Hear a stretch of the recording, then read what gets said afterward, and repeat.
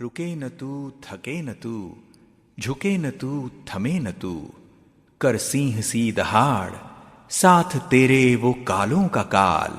शिव लेकर आया एक ज्योतिर्मय क्रांति की मशाल। शिव लेकर आया एक ज्योतिर्मय क्रांति की मशाल।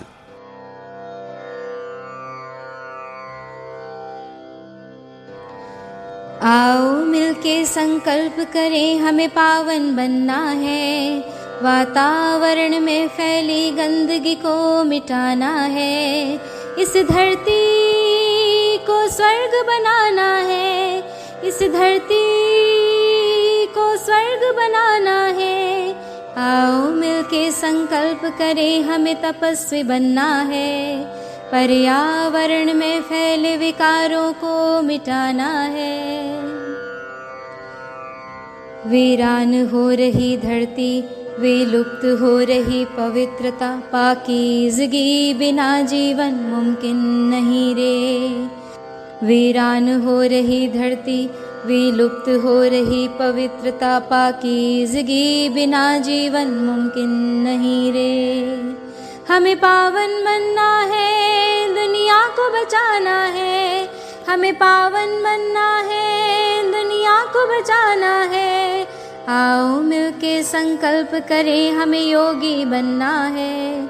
संसार में फैली अशुद्धि को मिटाना है। इस धरती को स्वर्ग बनाना है। इस धरती को स्वर्ग बनाना है। ये धरती घर सभी का है, आत्माओं का ये ठिकाना है। खंडर हो रहे घर को फिर से घर बनाना है। खंडर हो रहे घर को फिर से घर बनाना है। आओ मिलके संकल्प करें, हमें पवित्र बनना है। सृष्टि में फैली नापाकी को अब तो मिटाना है। इस धरती को स्वर्ग बनाना है। इस धरती को स्वर्ग बनाना है।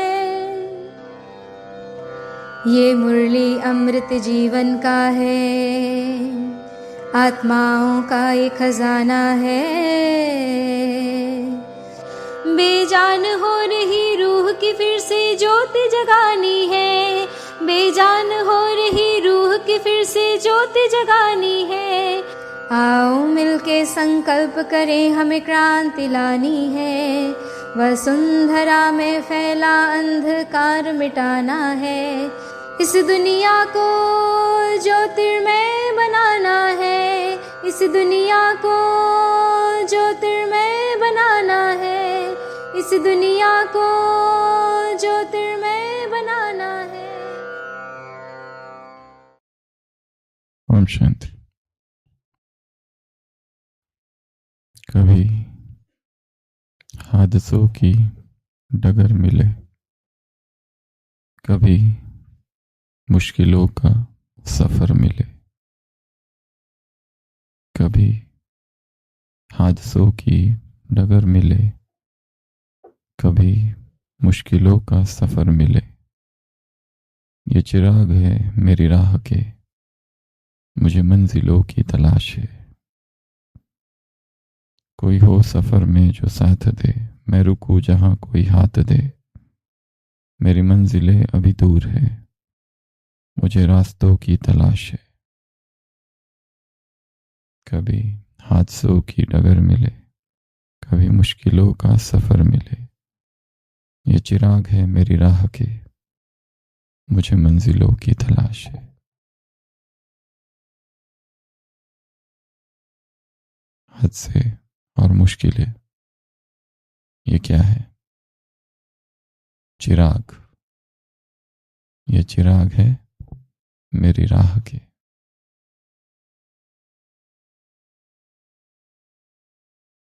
मुझे मंजिलों की तलाश है।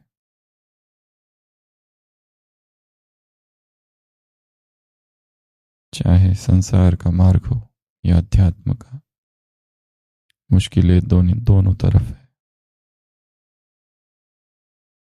परंतु उन मुश्किलों को उन परिस्थितियों को, उन विघ्नों को, उन समस्याओं को, उन चुनौतियों को क्या समझना है? रास्तों के ये क्या है? चिराग। यही तो राह दिखा रहे हैं। बिना निंदा सुने महान भी नहीं बना जाता। निंदा भी क्या है? चिराग। ये चिराग है मेरी राह के, मुझे मंजिलों की तलाश है।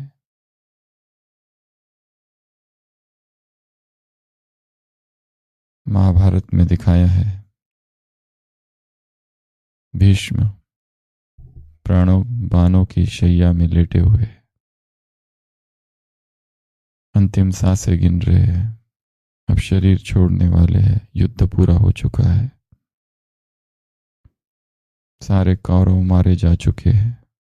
पांडव श्री कृष्ण के साथ वहां खड़े हैं और भीष्म रो रहे हैं। अर्जुन पूछता है कृष्ण से, इन्हें मृत्यु का भय है, जीवन की अभी भी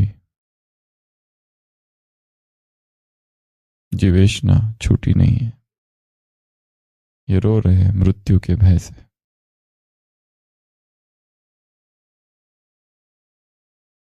अर्जुन की ये बात कृष्ण भीष्म से पूछते हैं, तब भीष्म कहते हैं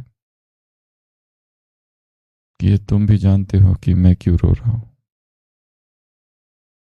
मैं इसलिए नहीं रो रहा कि मैं मरने वाला हूं, इसलिए रो रहा हूं कि मैं ये देख रहा हूं कि स्वयं भगवान पांडवों के निरंतर साथ था, फिर भी पांडवों का जीवन कभी दुखों से मुक्त रहा ही नहीं। स्वयं भगवान पांडवों के पल पल समीप था, परंतु फिर भी पांडवों को सभी विघ्नों का सामना करना पड़ा, परिस्थितियों का सामना करना पड़ा। एक पल भी पांडवों का सुख से गया क्या?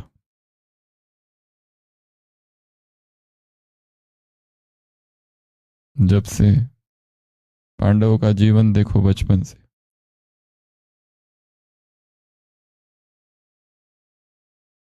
संकट ही संकट, दुख ही दुख।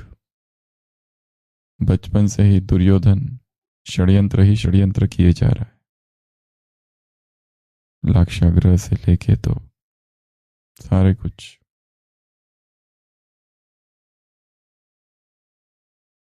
परंतु उन्हीं परिस्थितियों की वजह से उस भगवान की याद निरंतर उन पांडवों को है। तो ये ना समझ लेना कि भगवान मिला तो सब संकट समाप्त।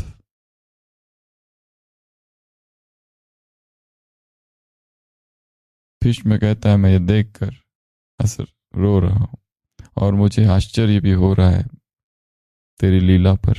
कैसी ये लीला है अद्भुत कि पग पग पर भगवान जिन पांडवों के साथ है, उनका जीवन भी संकटों से मुक्त नहीं है।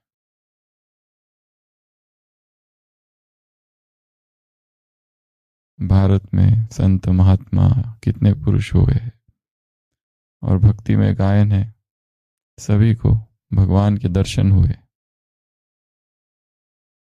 पर क्या दर्शन होने के बाद उनके जो कर्म थे वो तो वही रहे। मीरा को कृष्ण के दर्शन हुए, परंतु वो चाहती वही रही। उसके जीवन में जो कुछ समस्याएं थी वो वैसी है। तो ये चिराग है मेरी राह के, मुझे मंजिलों की तलाश है। कोई हो सफर में जो साथ दे, मैं रुकूं जहां कोई हाथ दे। मेरी मंजिलें अभी दूर है, मुझे रास्तों की तलाश है। मुझे रास्तों की आवाज। तो इस मार्ग में संकट है। आवाज थोड़ा सा आ रहा है कम। कम लग रहा है।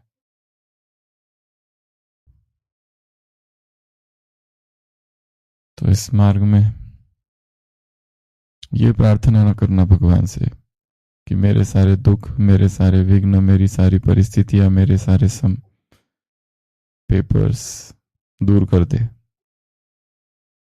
ये प्रार्थना नहीं हो। फिर प्रार्थना क्या हो? धन्यवाद की प्रार्थना, क्योंकि ये संकट ही हमें निखार रहे हैं।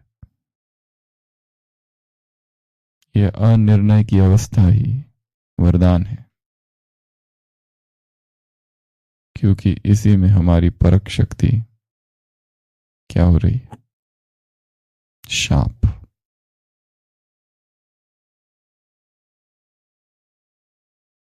इसलिए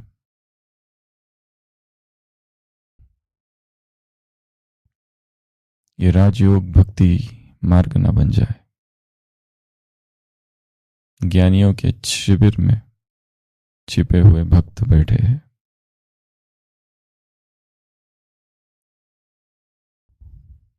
भक्ति के संस्कार लंबे समय के, मांगने के, प्रार्थना के।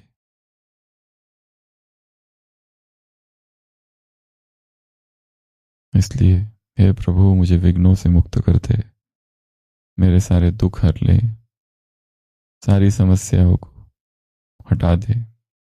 ये प्रार्थना ना हो, इसके लिए योग ना हो। बारिश नहीं है तो बारिश ला ले, और बारिश आ गई तो अब बारिश रोक दे। खेत में फसल आ जाए, मेरे शरीर के रोग चले जाए, बिजनेस में प्रॉफिट हो जाए, खांसी चली जाए, कोई जमीन मिल जाए जहां पर सेंटर हम बना ले, कोई सहयोगी मिला दे। ये सब भक्ति मार्ग है, इसमें मांगना है।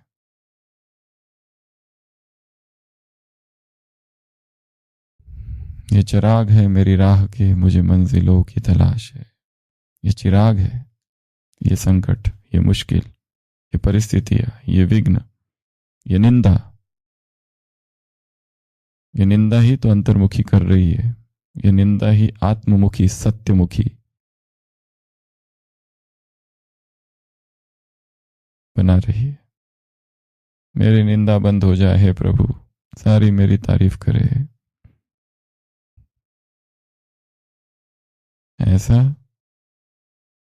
ऐसी प्रार्थना न करना।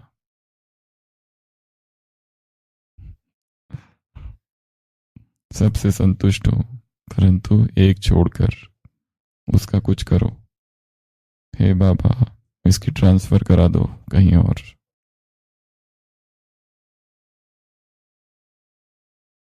ये प्रार्थना ना करना। बाबा से बातें अर्थात धन्यवाद, जो दिया है उसके लिए अहोभाव। सब कुछ प्राप्त है, कुछ नहीं चाहिए। जो दिया है, जितना चाहिए था उससे भी बहुत अधिक है। एक विदेश की माँ अपने बेटे के साथ समुद्र तट पर क्रीड़ा कर रही है। समुद्र की लहरें उठ रही है, लहरें आ रही है, जा रही है, और अचानक एक बहुत विशाल तरंग आती है, लहर,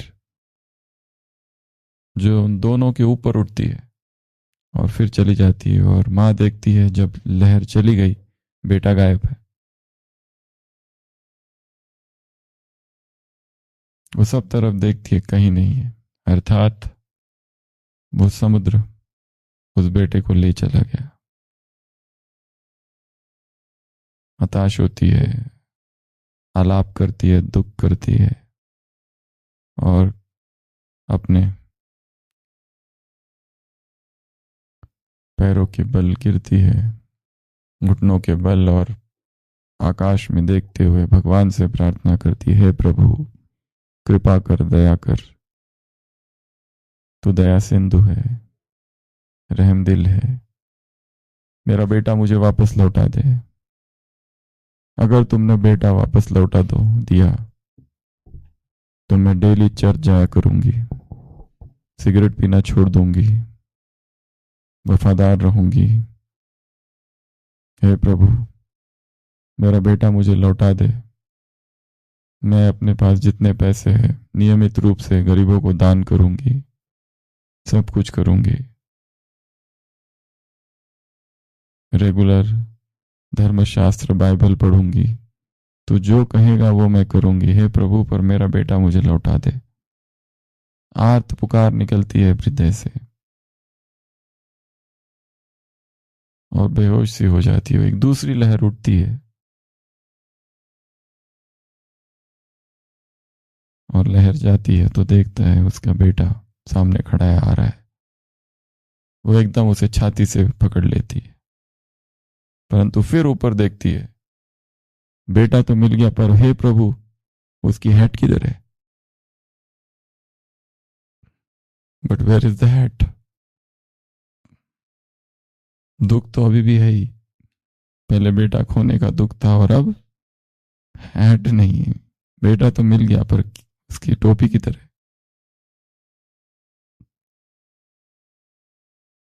थैंकफुलनेस, ग्रेटिट्यूड, धन्यवाद, अहोभाव, कृतज्ञता मिसिंग है। और हमारा मन किससे भरा हुआ है? कंप्लेंट से, जो है नहीं।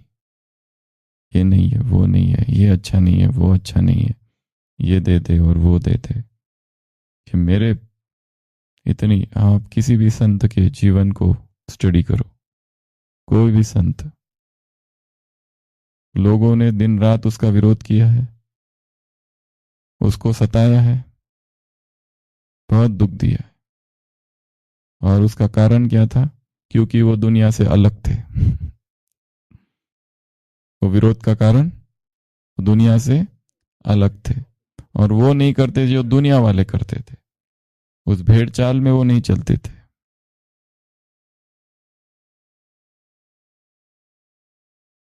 बस यही उनका दोष था।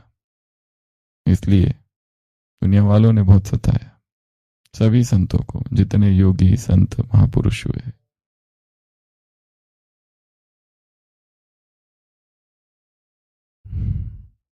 तो आज की मुरली में पहला ही प्रश्न है, क्या है? फर्स्ट लाइन मुरली की क्या है? मुरली की डेट 26, पहली मुरली 26 है और ये दूसरी है, ये 24 होगी। क्या है पहला प्रश्न मुरली का? अपने को योगी समझते हो। और दूसरा प्रश्न, दूसरी लाइन मुरली की, योगी के सभी टाइटल्स का क्या मिल गए हैं? ये पहले ही प्रश्न पे पढ़ना रुक जाना चाहिए। क्या अपने को क्या योगी समझते हो? बाबा ने कहा पहले भोगी जीवन था, अब योगी जीवन है। पहले लौकिक जीवन था, अब मर्जीवा जीवन है।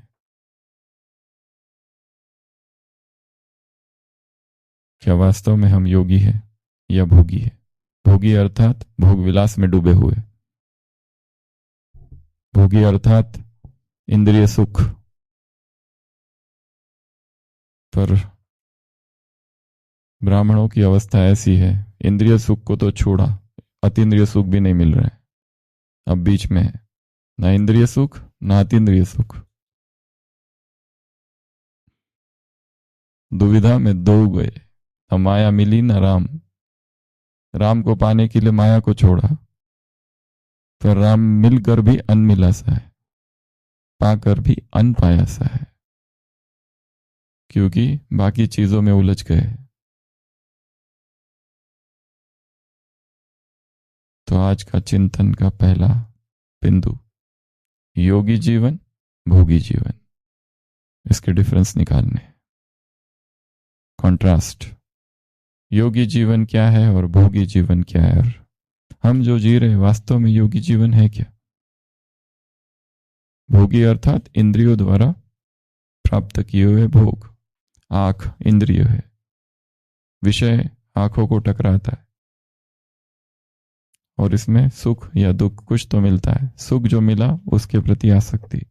कान जिह्वा रस, क्या भोजन में डूबे हुए हैं, या कोई गीत संगीत में डूबे हुए हैं, या कोई दृश्य देखने में डूबे हुए, कोई रूप या स्पर्श, स्पर्श का सुख। अगर इन सब में सुख आता है, सुख प्राप्त होता है, तो इसको कहा जाएगा भोग। साक्षी नहीं तो डैश है, साक्षी नहीं तो डैश है। Option no option, option exam में। ये तो मुरली का वाक्य है, ये सेकंड मुरली का, लास्ट पेज पर। साक्षी भाव नहीं तो डैश है।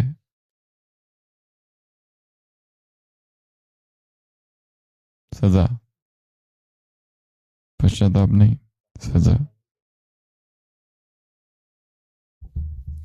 तो आज क्या लिखना है? लिखने से ज्यादा चिंतन करना है। लिखना बाद में, पहले चिंतन करना।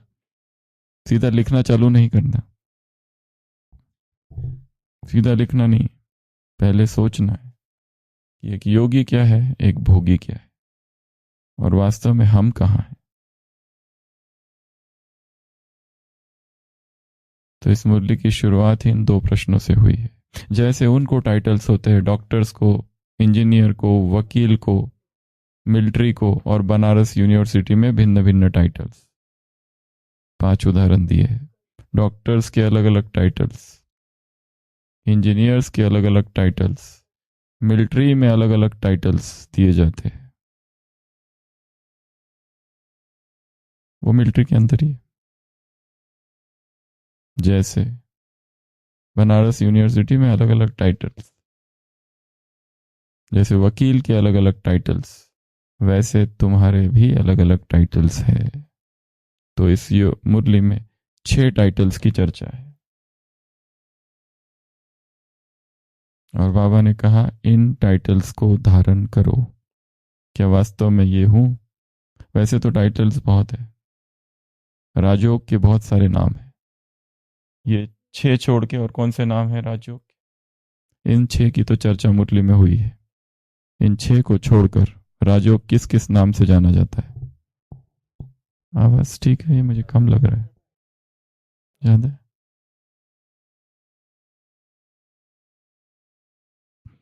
ये छोड़ के कौन से है? राजयोग को क्या कहा जाता है? प्रेम योग, भक्ति योग, अभ्यास योग, ज्ञान योग तो आ गया इसमें। ये छोड़कर वैराग्य योग, चिंतन योग, तपस्या योग और अतीन्द्रिय सुख योग, जो मुरलियों में टाइटल्स आए, चित्त परिचित से टाइटल्स, वो बताओ। अपनी चिंतन से नया तैयार नहीं करो।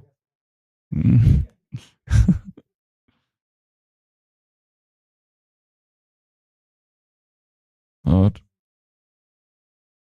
संगठित योग, और चलो एक सेकंड नंबर का होमवर्क, राजयोग के अलग अलग भिन्न भिन्न नाम। बहुत सारे, चिंतन से तो बहुत सारे बना सकते हैं। क्रांति योग, क्रांति लाने वाला योग। विकराल योग, प्रलयंकारी योग, अखंड योग, अग्नि योग, ज्वालामुखी योग, तो ये विघ्न विनाशक योग, विकर्म विनाशक योग, कई सारे नाम दिए जा सकते हैं राजयोग को। पर इस मुरली में बाबा ने ये 6 का वर्णन किया है और पूछा है कि ये सारे तुम्हारे टाइटल्स हैं, इन टाइटल्स को पूरा पूरा धारण करो। जो टाइटल है वो पूरा है। सबसे पहला टाइटल है सहज। क्या वास्तव में सहज योग हो रहा है? या मुश्किल योग है, मेहनत योग है। ये पहला। दूसरा, कर्म योग। क्या कर्म करते हुए योग है, या जब योग करते हो तो फिर दूसरा वाला भूल जाता है। कर्म योगी तो बने पर ज्ञान योगी नहीं बने। तीसरा, ज्ञान योगी, ज्ञान को धारण किया है, स्वरूप बने हो ज्ञान के। जो कल कहा था, ज्ञान के सब्जेक्ट का टाइटल है सुदर्शन चक्रधारी, नॉलेजफुल मास्टर ज्ञान सागर। बुद्धि योग, क्या बुद्धि का योग कहाँ है? राज योग, अर्थात सारी कर्मेंद्रिया वश में है। इसी मुरली में बाबा ने कहा 3 कैटेगरी है, एक 108, एक 108 और एक 16,108। कहाँ पर हो? जो सेकंड कैटेगरी है उनमें कभी सफलता कभी नहीं सफलता, और तीसरी की तो बात ही मत पूछना। तो राजयोग अर्थात सारी कर्मेंद्रिया वश में है, ये खुद से बातें करनी है। सहज योगी है, कर्म योगी है, बुद्धि योगी है, ज्ञान योगी है। ज्ञान योगी अर्थात निरंतर ज्ञान का चिंतन, ज्ञान की चर्चा। ज्ञान एक ब्राह्मण का पवित्र कर्तव्य है, ज्ञान का दान करना आद्य कर्तव्य।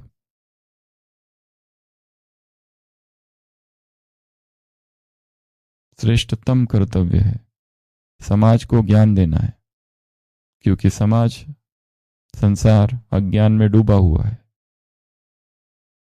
कल भी कहा था, एक सन्यासी जो होता है उसके ऊपर क्या होती है? दायित्व होता है। इस ऋण है संसार का, समाज का ऋण है। इस समाज को क्योंकि हम समाज पर निर्भर है, इसलिए ऋणी है, इसलिए इसे पूरा करने के लिए इस समाज को शिक्षित करना होगा, नई दिशा दिखानी होगी। इसलिए हम किसी एक छोटे से समाज के लिए नहीं, सारे विश्व के लिए, विश्वग्राम के लिए है। फिर निरंतर योग, इसके लिए क्या कहा है?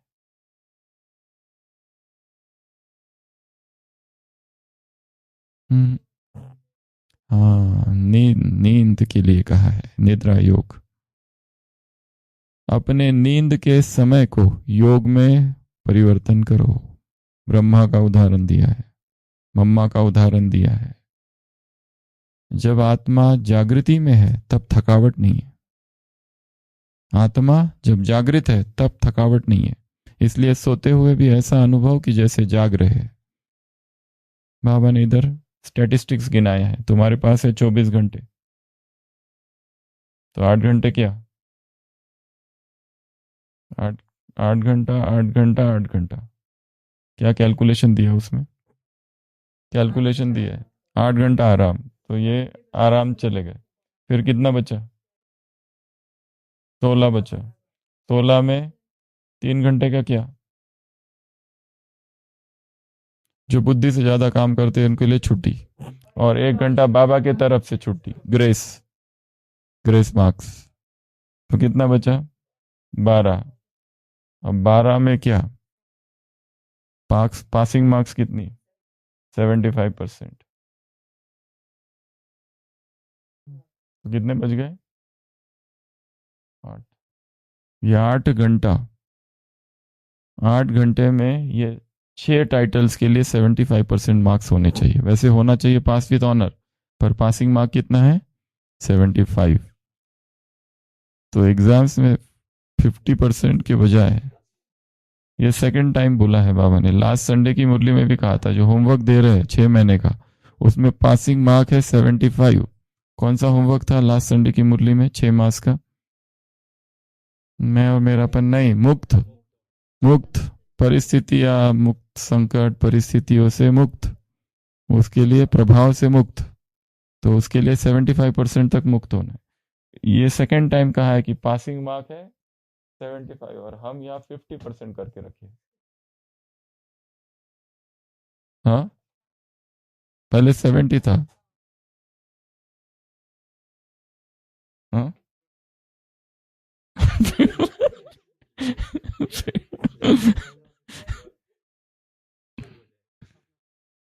तो बाबा ने कहा 8 घंटा इनमें से किसी एक टाइटल में स्थित रहना, इनमें से सभी टाइटल्स में स्थित रहना है, 6 के 6। सहज योगी हो 8 घंटा, 8 घंटा निरंतर योग, जो ये तभी होगा जब पूरी नींद योग में कन्वर्ट हो जाए। रात को सो रहे हैं तो कहाँ जा रहे हैं? ऊपर। जो गायन है ब्रह्मा से ब्राह्मण, ब्रह्मा से ब्राह्मण निकले, ये गायन है। तो सोते के लिए उदाहरण दिया है बाबा ने, जब सोते हो तो शरीर यहां छोड़ के ब्रह्म में जा रहे हो, और उठ रहे हो तब ब्रह्म से ब्राह्मण। मैं कहां से उठा? ब्रह्म से ब्राह्मण बना, अवतरित पार ब्रह्म से। तो ये गायन है। इसलिए आत्मा जब जागृति में है तो नींद की आवश्यकता नहीं है। आत्मा को वैसे भी हमें नींद की जरूरत ही नहीं है, वैसे भी आवश्यकता है आराम की, नींद की नहीं। नींद एक माध्यम है आराम लेने का। अगर वो आराम किसी और मार्ग से आ जाए तो नींद की जरूरत ही नहीं है। उसी तरह शरीर को भोजन की आवश्यकता नहीं है, वो आवश्यकता है प्राण ऊर्जा की। अगर वो प्राण ऊर्जा नॉन फूड सोर्स से आ जाए तो इसमें कोई आश्चर्य नहीं होगा कि इस धरती पर सभी लोग केवल सूर्य की किरणों से ही भोजन प्राप्त कर ले। इसलिए भोजन बहुत बड़ी समस्या नहीं है। समुद्र में इतना भोजन है कि धरती का भोजन भी यदि समाप्त हो जाए तो वैज्ञानिकों का कहना है कि सी से फूड प्राप्त किया जा सकता है। जब समुद्र इतने जीवों को भोजन दे रहा है तो वहां से सब कुछ प्राप्त, ये भी संभव है। इसीलिए प्रश्न भोजन का नहीं है, प्रश्न विकारों से मुक्ति का है।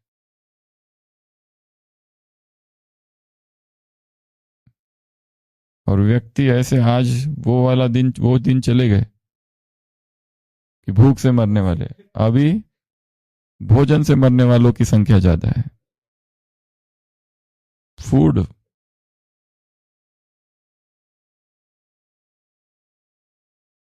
ओवर ईटिंग की समस्या ज्यादा है, ओबेसिटी की समस्या ज्यादा है, लाइफस्टाइल रिलेटेड डिसीजेस की संख्या ज्यादा है, समस्या ज्यादा है। तो बाबा ने कहा इन 8 घंटों में इन सभी में स्थित हो जाओ।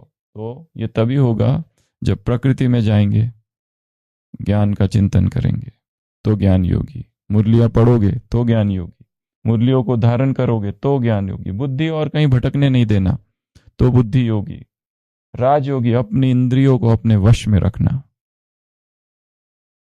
अपनी इंद्रियों को अपने कंट्रोल में रखना। ये तब होगा जब सहज होगा ये सारा, ये उससे भी ऊपर की स्टेज है। सहज योगी, स्वतः योगी और निरंतर। निरंतर अर्थात नींद का समय भी योग का समय बन जाए। तो सोने की विधि उस दिन भी कहा था ना, नींद आंख बंद करने से नहीं आती, नेट बंद करने से आती है।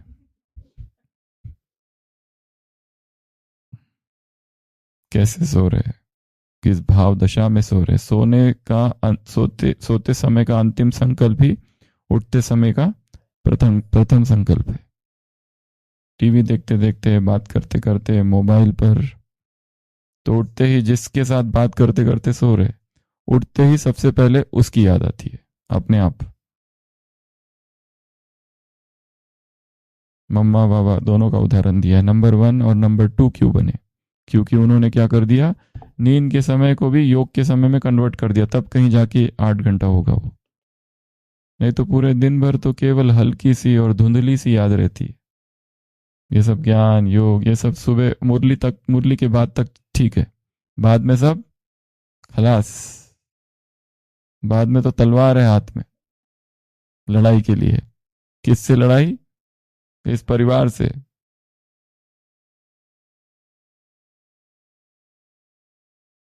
हाँ, स्पिरिचुअल मैथमेटिक्स। तो एक तो 8 घंटा सो जाओ, कितना बचा? 16।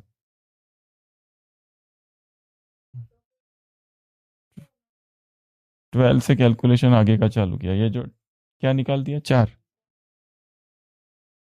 हाँ, वो पौना क्या है, वो बाबा से ही पूछना पड़ेगा।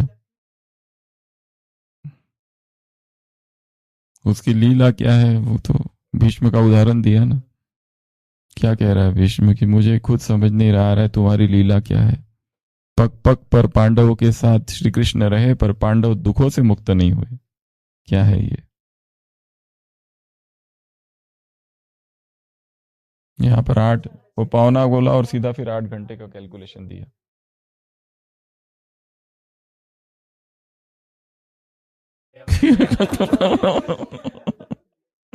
वो मुरली क्लास और नाश्ता और भोजन, 3 टाइम का भोजन, वो सब तो निरंतर हो। तो बाबा ने इस मुरली में क्या कहा है? केवल ब्रह्मा कुमार कुमारी टाइटल मिल गया इसलिए खुश नहीं हो जाना है, पर ये सारे जो टाइटल्स मिले हैं इनको पूरा पूरा धारण करो। लास्ट स्टेटमेंट क्या है मुरली का? अच्छा से पहले इसको क्या करो? पूरा पूरा धारण करो तो कहा जाएगा।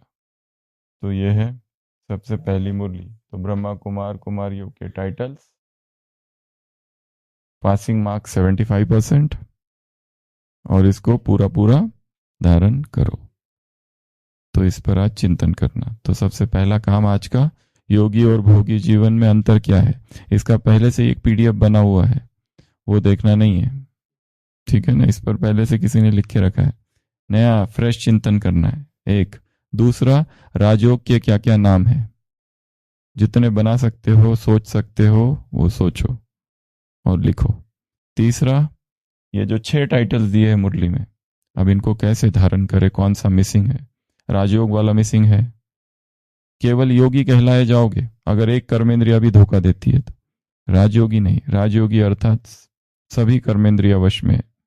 भक्ति में केवल कर्मेंद्रिया नहीं, कर्मेंद्रिया ज्ञानेंद्रिया 5 5 5 5 ऐसे गिनाया है, 10 टोटल। कर्मयोगी है या केवल दिन रात मुरलिया ही पढ़ते रहते हैं, सेवा से छुट्टी ले रखी है,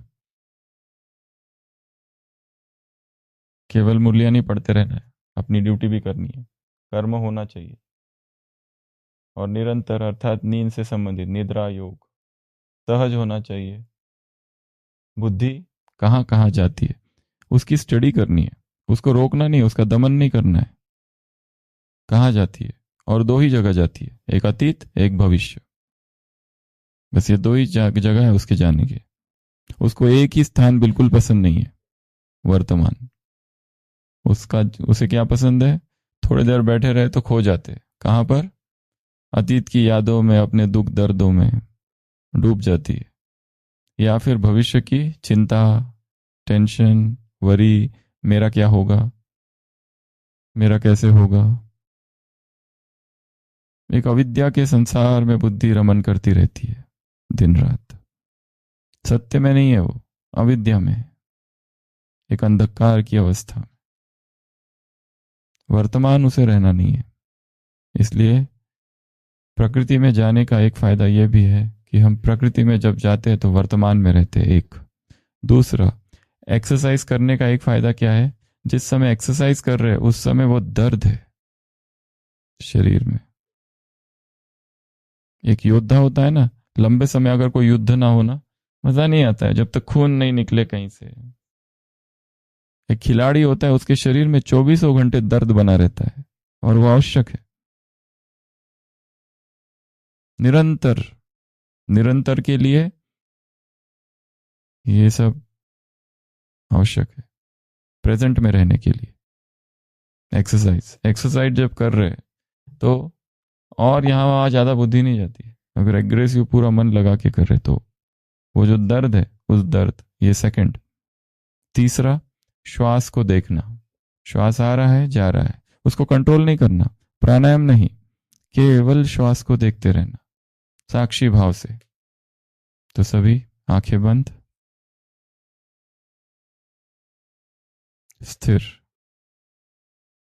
सारा ध्यान ऊपर वाले होठ के ऊपर और नासिका के नीचे। श्वास आ रहा है और जा रहा है, केवल इस श्वास को देखेंगे। बाई नासिका से आ रहा है, दाई नासिका से आ रहा है, जिधर से जो आ रहा है उसको आने दो, उसको वश में करने की कोशिश नहीं करनी है। धीमा है, तेज है, गहरा है, उछला है, उथला है या गहरा है, छोटा है या लंबा है, जैसा है वैसे उसे देखने की कोशिश, और उसके साथ कुछ भी नहीं जोड़ना है। 1 2 3 4 1 2 5 6 ना नंबर को जोड़ना है, ना शिव बाबा को जोड़ना है, ना किसी शब्द को, ना किसी आकृति को, ना किसी रूप को, केवल शुद्ध श्वास। स्टार्ट। 1 मिनट।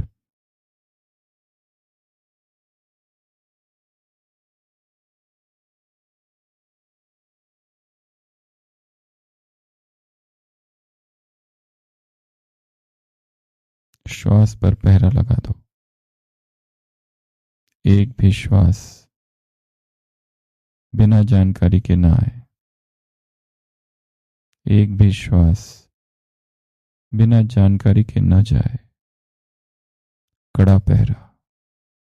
सारा ध्यान नासिका के नीचे, होठों के ऊपर।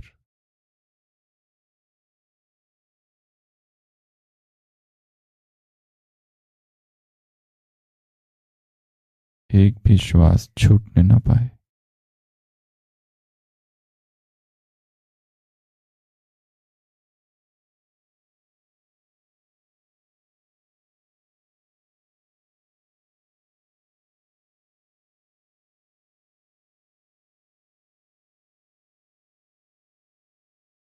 स्टॉप।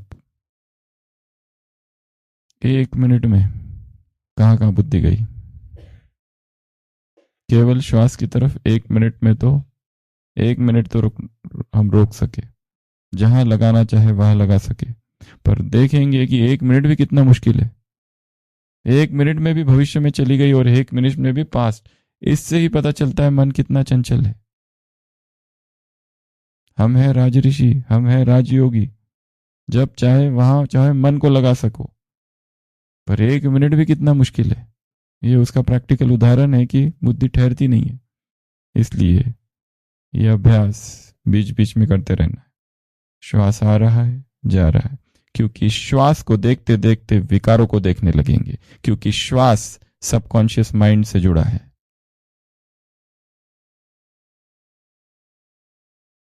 एक अवस्था वो है कि योगी अपने श्वास को देखते देखते पूरे शरीर को देख लेता है, ऊपर से नीचे और नीचे से देख ऊपर। धीरे धीरे वो अवस्था है योगी की कि एक श्वास में पूरे शरीर में केवल तरंगे ही तरंगे, तरंगे ही तरंगे अनुभव हो जाती है।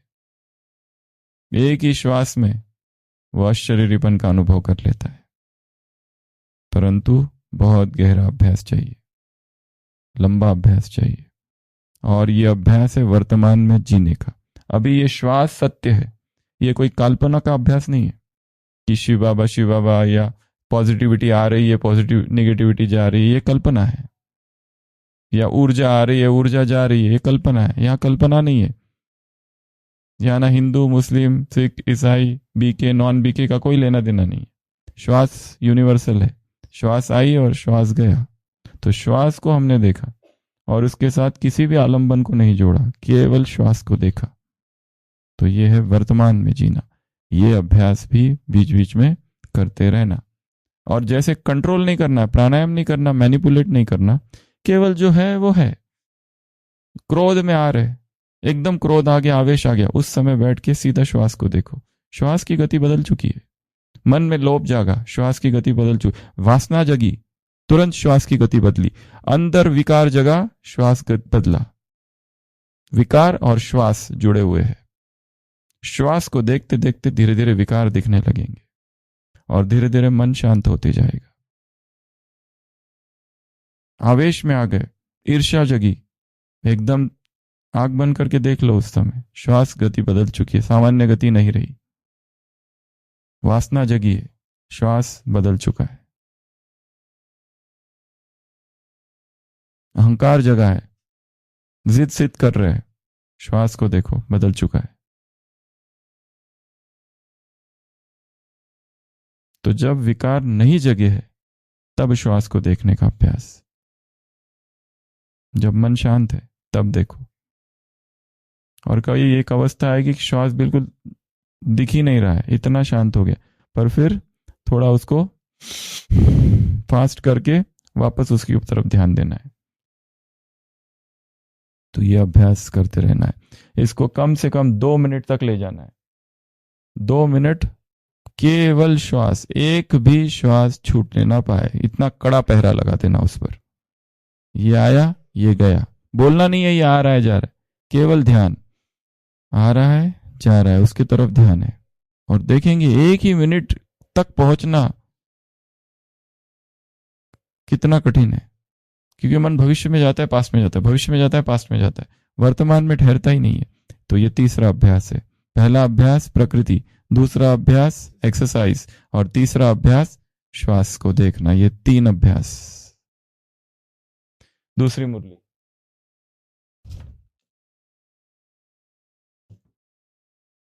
चेहरा कहाँ चला गया? ये चेहरा है, अभी बना। तो बाबा ने कहा 4 लाइनें देख रहे, ब्राह्मणों की जन्मपत्री, उसमें है हस्तलकीरें, इसमें है ये 4। तो 4 चीजें देखी जाती है। सबसे पहली कौन सी चीज देखी जाती है? लाइन कितनी क्लियर है। दूसरी देखते हैं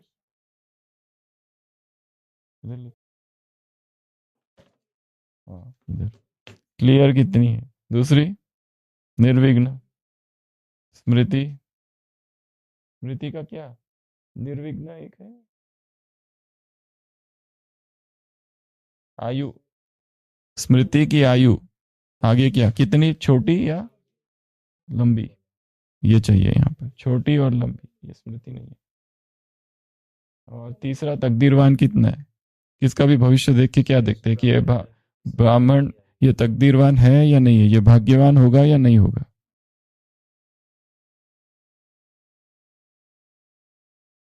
जैसे कोई घराने में 3-4 रानियां हैं, उनके 3-4 पुत्र हैं हर एक के, और जन्मपत्री देख के ही वो क्या बता देते हैं ज्योतिषी की, ये जो है ये बेटा पूरे कुल का विनाश करेगा। हाँ, पहले ही बता देते कि ये पूरे कुल का विनाश करेगा।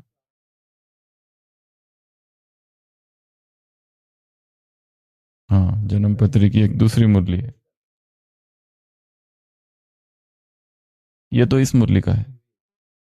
हाँ, वो अलग। तो सबसे पहला बताया क्या, सबसे पहला क्लियर और विशाल, दूसरा निर्विघ्न कितने रहे, तीसरा छोटी लाइन है या लंबी है या छोटी लाइन है, और फिर तकदीरवान। और ये सब अगर करना है तो उसके लिए किस में स्थित हो जाओ। और 4 बातें। पहला तो जो दिल तख्त पर विराजमान है वही इसको देख सकते हैं। दूसरा जो स्मृति का तिलकधारी है वही देख सकते हैं। तीसरा जो ऑलमाइटी अथॉरिटी ने ज्ञान पावरफुल और ज्ञान स्वरूप है की स्थिति में है, और चौथा जो ऑलमाइटी मास्टर ऑलमाइटी अथॉरिटी की पोजीशन में स्थित है। ये 4 बातें होंगी तो ही ये देख सकेंगे, नहीं तो नहीं। कौन सी 4 बातें? सबसे पहला स्मृति के तिलकधारी मस्तक पर, दूसरा दिल तख्त नशीन है, वो भगवान के हृदय सिंहासन पर बैठकर ये देखा जा सकता है। मास्टर ऑलमाइटी अथॉरिटी की पोजीशन और स्थिति कौन सी? ज्ञान स्वरूप और पावरफुल, ये स्थिति। ये 4 चीजें होगी तो बाबा ने कहा जो लौकिक वाले होते हैं अथॉरिटी वाले, उनमें इतनी पावर्स होती है, इतनी सिद्धियां होती है, तो तुम में कितनी सिद्धियां होनी चाहिए। तो इस मुरली में 12 सिद्धियां गिनाई है। क्या इस मुरली में 12 सिद्धियां गिनाई है? ये खाली नंबरिंग है इधर। सबसे पहली सिद्धि, तुम किसी को भी क्या कर सकते हो? निरोगी। अभी एक एक लोकेशन पर डालते जाओ। डाल दिया ना, हम बाद में पूछेंगे।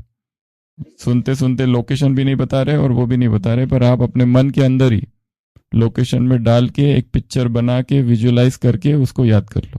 ठीक है।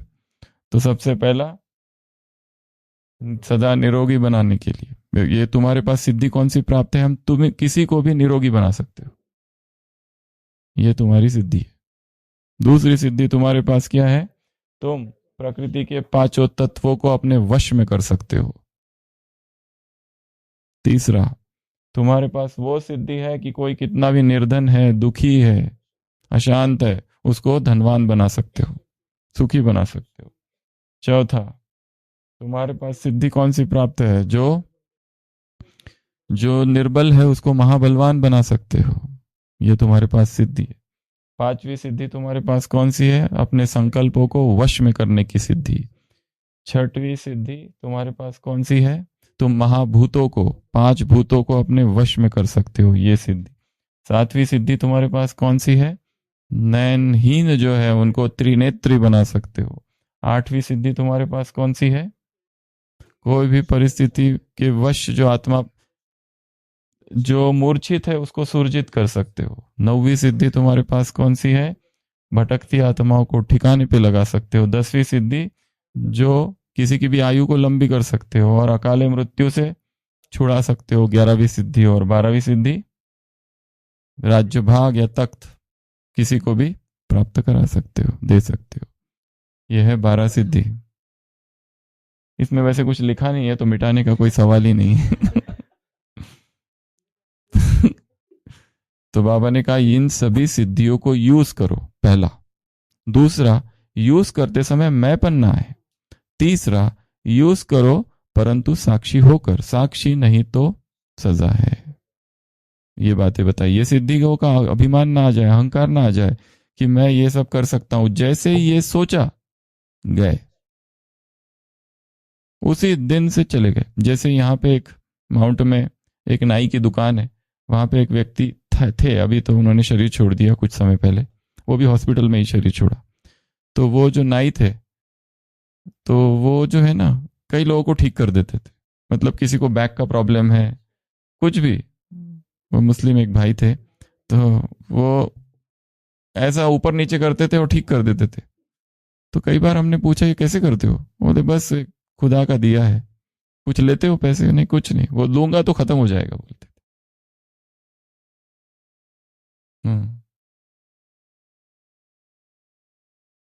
कई बार मिले पर, और देखा है कि लोग ठीक भी हुए उनसे, बहुत सारे।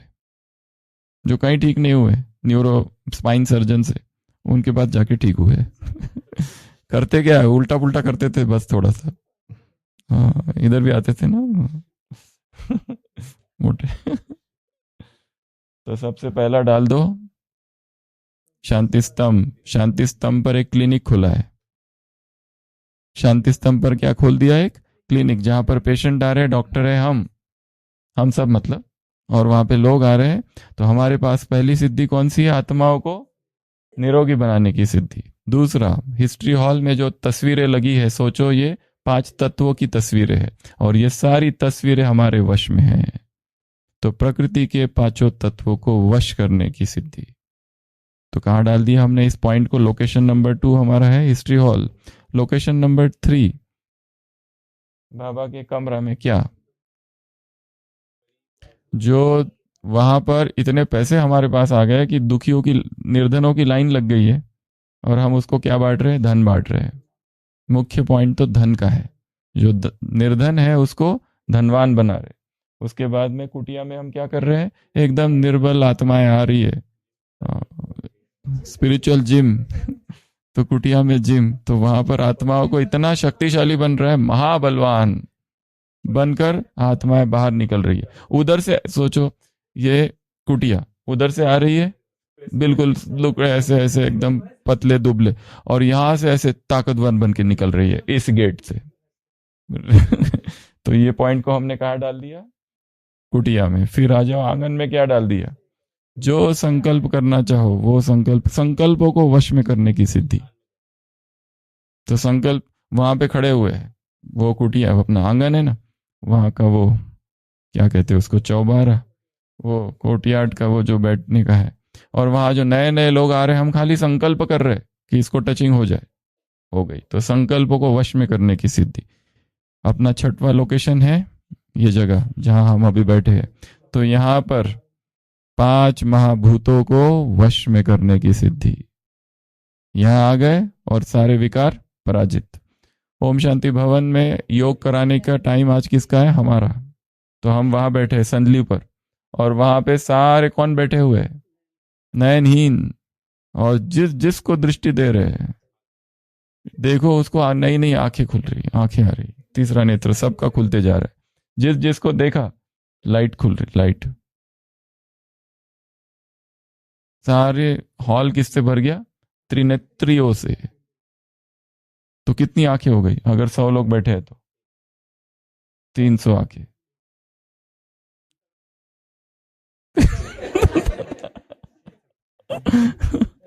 फिर आ जाओ बाजू के कमरे में। अगली सिद्धि कौन सी है?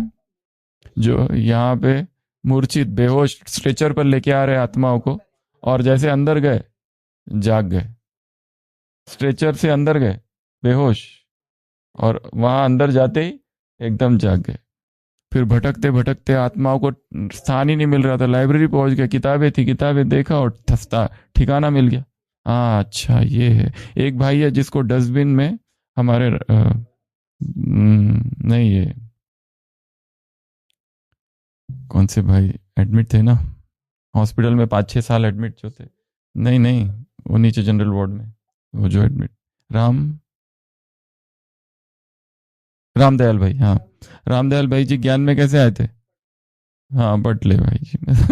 तो रामदयाल भाई सुनाते थे कि वो जा रहे थे, एक बार डस्टबिन में एक वो मिला, कोर्स का बुक था ना, उसका एक पेपर। तो वो देखा उन्होंने, ये क्या है? आत्मा परमात्मा का वो चित्र था उसमें। वो ढूंढते ढूंढते सेंटर पहुंचे थे, तब ज्ञान में आए।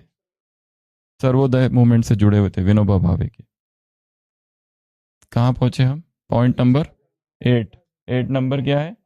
नहीं, लाइब्रेरी। 9 नंबर मूर्छित नहीं, भटके हुए को राह। फिर 10 नंबर आयु लंबी। तो जिनको अपनी आयु बढ़ानी है, कहाँ पे योग करो? मेडिटेशन हॉल में। मेडिटेशन हॉल में हमारा नेक्स्ट लोकेशन है। मेडिटेशन हॉल में गए, आयु बढ़ गई। और फिर डिस्पेंसरी में तो काम ही वो है उनका, अकाले मृत्यु से बचाने वाले। अनटाइमली डेथ, अकाले मृत्यु होना, ये बहुत बड़ी बात है। राम राज्य में दिखाए है, अकाले मृत्यु हुई तो चिंतन वो लेके आते, क्या हुआ है राम, तुम्हारे राज्य में कोई पाप हो रहा है। अकाले मृत्यु हुई कैसे? जरूर कोई पाप हो रहा है। फिर पता चलता है अच्छा एक ब्राह्मण वेद पढ़ रहा है। तो वो उस समय ये श्री राम के विरोध में ये बातें सुनाई जाती है कि राम ने भी उसको एक शूद्र को सजा दी थी। हाँ, तो ये पर उस समय की प्रथा ही वो थी। ये भी लोग दिखाते हैं कि उनको अधिकार नहीं था शूद्रों को। उसके बाद में 12वां, ऊपर डाइनिंग में क्या? ताज तख्त, राज्य भाग दे रहे, वहां जाओ, भोजन खाओ और राज्य भाग प्राप्त करो। तो ये कितने हो गए? 12। कौन कौन सी सिद्धि है फिर से बताओ? पहली सिद्धि, अब वो वाला लोकेशंस को अपने मन में रखना, वो सुनाना नहीं। पहला निरोगी, सदा निरोगी बनने की सिद्धि। दूसरा, भूतों को 5 तत्वों को वश में करने की सिद्धि। तीसरा, निर्धन को धनवान बनाने की सिद्धि। निर्बल को बलवान बनाने की सिद्धि। हर संकल्प को वश में करने की सिद्धि। भूतों को वश में करने की सिद्धि। नयनहीन को नेत्र देने की सिद्धि। मूर्छित को सुरजित करने की सिद्धि। भटके हुए को ठिकाने देने की सिद्धि। आयु लंबी करने की सिद्धि। अकाले मृत्यु से बचाने की सिद्धि और राज्य भाग देने की सिद्धि। ये सब सिद्धियां तुम्हारे पास है। तुम सिद्धि स्वरूप हो, सर्व सिद्धियां तुम्हारे वश में हैं। अब हाँ, अब बोलो, कोई कंप्लेंट? घुटने में दर्द किसी के? निरोगी करने की सिद्धि तुम्हारे पास है। कोई क्रोध लोभ कुछ सता रहा है, सारे भूतों को वश में करने की सिद्धि। बारिश क्यों ज्यादा आ रही है, 5 तत्वों को वश में करने की सिद्धि तुम्हारे पास है। कोई कंप्लेंट बची है निखिलेश भाई आपकी कि हमारी बुद्धि काम नहीं करती, पॉइंट्स हमको याद नहीं रखते रहते हैं? तुम महाबलवान हो, तुम महाधनवान हो।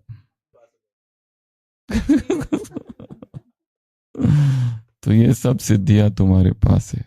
इस मुरली में और एक पॉइंट है, वो सहारे वाला। ये सहारे को छोड़ के किनारा कर देते हो तो कहां से कितना टाइम वेस्ट हो जाता है उसमें। भगवान को छोड़ के अव्यक्त महावाक्य है बाबा के, 1000 भुजाओं वाला खड़ा है, फिर भी तुम दो भुजाओं वाले के पास जाते हो, कारण बताओ क्यों? ऐसा प्रश्न है, मुरली के महावाक्य है ये। 1000 भुजा वाला खड़ा है, फिर भी जाते हो तुम 2 भुजा वाले के पास, कारण बताओ क्यों?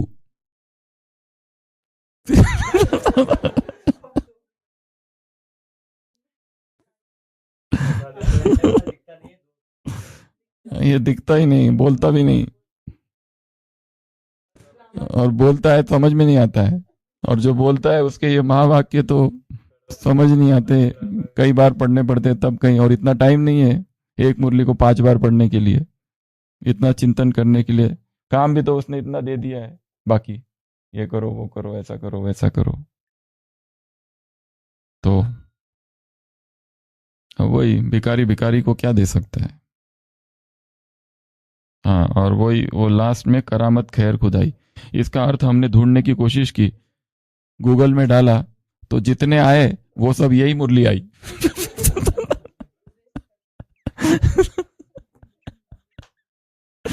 अलग अलग जगह ढूंढने की कोशिश की, उर्दू डिक्शनरी में ढूंढने की कोशिश, कहीं मिल जाए ये, उसमें भी नहीं दिखा करामत खैर खुदाई। ये अजीबोगरीबी लेके आया है बाबा, और कहता क्या है कि अगर मैपन में आकर कोई सिद्धि को यूज किया तो कहावत है ना, कहाँ है ये कहावत? हमें तो दिखी नहीं कहीं। करामत खैर वो भी ढूंढा, जहां पे भी ढूंढा यही मुरली निकली। इसकी बहुत सी बातें ऐसी होती है, अर्थात श्रेष्ठ पद के बजाय सजा के भागी बन जाएंगे। हाँ, कुछ बोलना है आपको? तो क्या क्या करना है आज? पहला काम योगी भोगी जीवन के डिफरेंसेस, दूसरा काम राजयोग के क्या क्या नाम है, तीसरा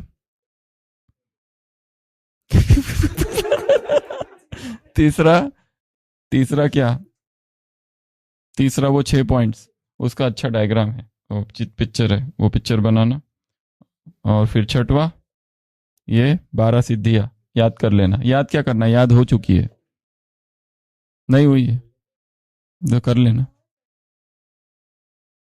विधि से या यूज करो, विधि से यूज करो, साक्षी होकर यूज करो, मैपन ना हो यूज करते समय, पर यूज करना है उसको, ऐसा नहीं कि छोड़ देना है, ठीक है ना? तो ये सिद्धियां काम करेगी, नहीं तो खाली सिद्धियां प्राप्त हो गई से कुछ नहीं होता है।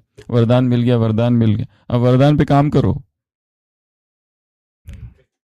उसके ऊपर रोज प्रैक्टिस करनी है। तो ये एक और सिद्धियां हो गया, बस इतना आज का काम है, ज्यादा नहीं है ना। 75% मार्किंग, पासिंग मार्क करना है क्या? भगवान ने बोला है, खुद ही बोल, अच्छा तब बोला था, अभी 80 चाहिए पासिंग।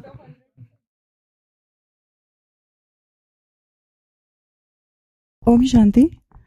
कल हम थोड़ा स्पीचलेस हो गए थे क्योंकि ट्रॉफी मिली, उतनी खुशी हुई उसके लिए। तो आज हमने भाई जी के लिए कुछ, हाँ आज हमने कुछ भाई जी के लिए लिखा है, जो हमने अनुभव किया।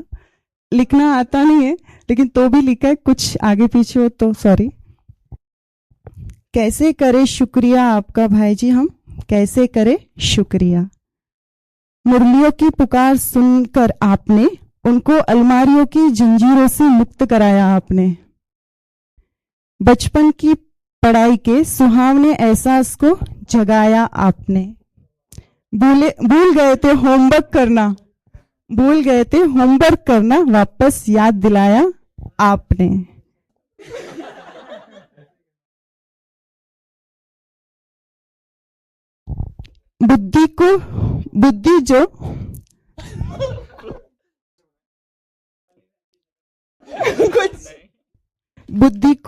बुद्धि जो सुषुप्त हो गई थी, उसको दौड़ना उड़ना सिखाया आपने। मोबाइल में पढ़ना और लिखना भुलाकर बुक और नोटबुक में पढ़ना लिखना सिखाया आपने। बाप दादा की मुरलियों से खेलना, उसे पीना और उसमें जीना सिखाया आपने। कैसे करे शुक्रिया आपका। है और है, कंटिन्यू। प्रकृति माँ के एहसास को फील कराना सिखाया आपने। भोजन तो कर रहे थे लेकिन भोजन में प्यार भरकर करना सिखाया आपने। क्या खाना क्या नहीं खाना और क्या पीना क्या नहीं पीना ये बताया आपने। पनीर और दूध मैदा छुड़ाया आपने। चल रहे थे जीवन में सूक्ष्म सूक्ष्म पाप करते थे, उससे छुड़ाया आपने। चार धाम तो कर रहे थे, चारों धामों में जीना सिखाया आपने। साकार मुरली को पीना सिखाया आपने। लोकेशन पे घूमना विश्व परिवहन करना सिखाया आपने। पवित्रता का मंत्र दिया शिव बाबा ने, उसको कैसे जीवन में लाए उसको सूक्ष्म रूप बताया आपने। ऐसे शिव बाबा के अति लाडले बच्चे पवित्र आत्मा का कैसे करें हम शुक्रिया। धन्यवाद। ओम शांति। और एक बताना था, हम जब से होमवर्क कर रहे हैं ऐसा लग रहा है कि वो छोटे बच्चे होते हैं ना, कैसे रोज नोट पेन लेके गोल बीच में बैठते हैं और पूरा फैला कर बैठते हैं, ऐसे हम होमवर्क कर रहे थे जब ये ट्रॉफी मिली। बाद में वो भी अच्छा लगता था। जैसे आप सबको अपना याद होगा कि जैसे हम टीचर को होमवर्क देते, ड्राइंग देते, तो हम कैसे करके टीचर को दिखाने जाते थे कि देखो हमने किया है। वैसे हम भी भाई जी को वो करके ड्राइंग करके दिखाते थे। ऐसा अनुभव होता था हम भी छोटे बच्चे और सर को टीचर को दिखा रहे हैं, तो वो भी अच्छा है। और ये जो मैंने सुशील भाई को बताया कि जो एग्जाम लास्ट एग्जाम थी ना, जो MAT4, उसका हमने एग्जाम जंगल में जाके प्रकृति के बीच में दिया और प्रकृति को बोला पढ़ा कुछ नहीं है, पास कर देना, और सच में पास हो गए। अफ्रीका के जंगलों में जाके एग्जाम दिया था। शेर नहीं, सफारी। अच्छा, ओम शांति।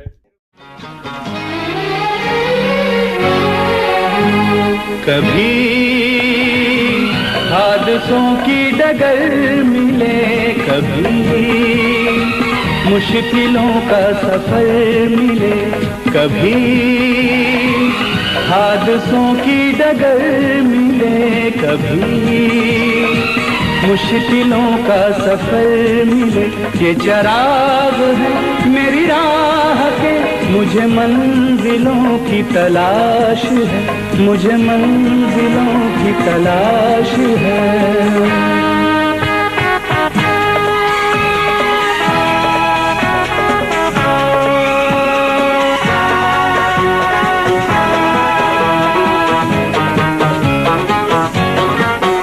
कोई हो सफर में जो साथ दे, मैं रुकूं जहां कोई हाथ दे। मेरी मंजिलें अभी दूर हैं, मुझे रास्तों की तलाश है, मुझे रास्तों की तलाश है, मुझे रास्तों की तलाश है।